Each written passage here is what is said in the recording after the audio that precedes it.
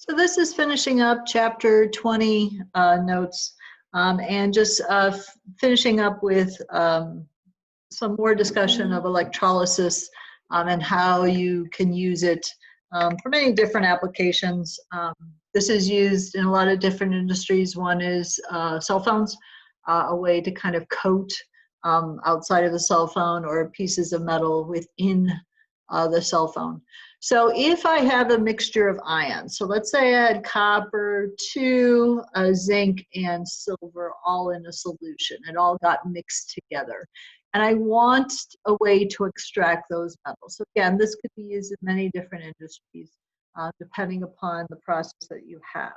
So I've given you the voltage for each one of those. And as you can see, that Ag is the one that is most likely to reduce because it is the most positive out of all of these, and then copper and then zinc. So again, going off of the list.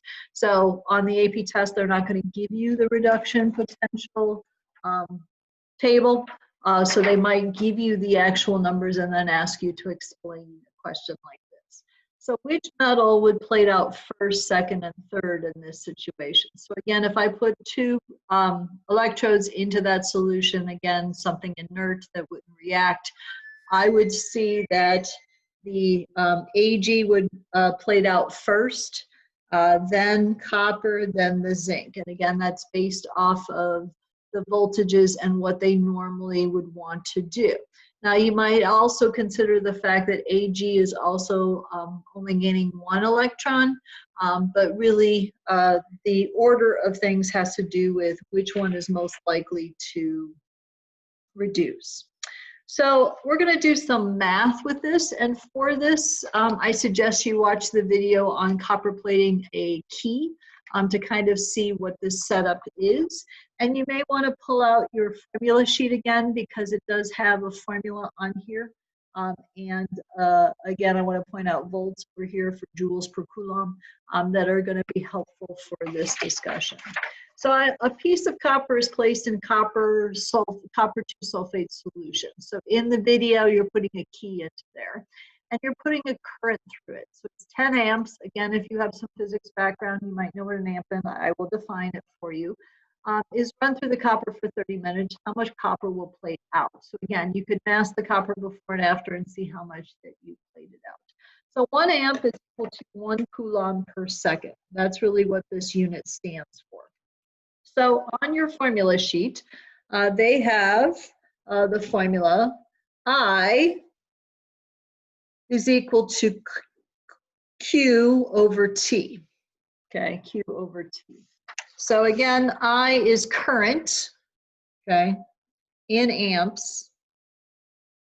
Q is, of course, charge in coulombs, and T is, of course, time in seconds.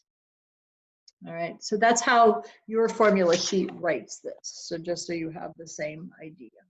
So if I know I'm running a 10 amp current, that's 10 coulombs per second. So what can I do with that? Well, I know that it went for 30 minutes, so I could multiply this by 30 minutes and convert this to, of course, seconds. So 60 seconds for every 1 minute. I could then convert this to 1.8 times 10 to the 4th coulombs.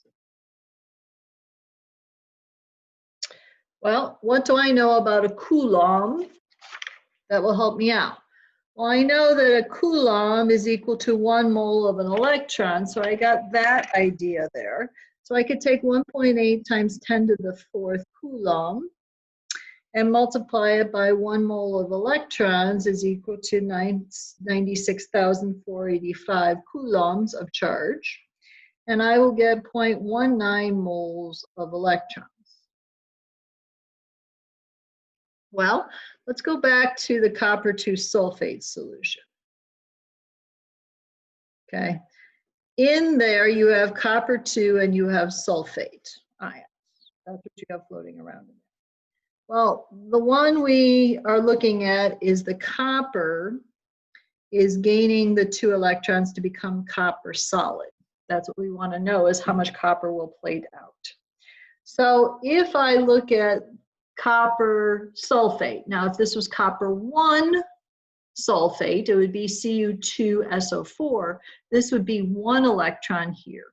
And that would make a difference because if I have 0.19 moles of electrons,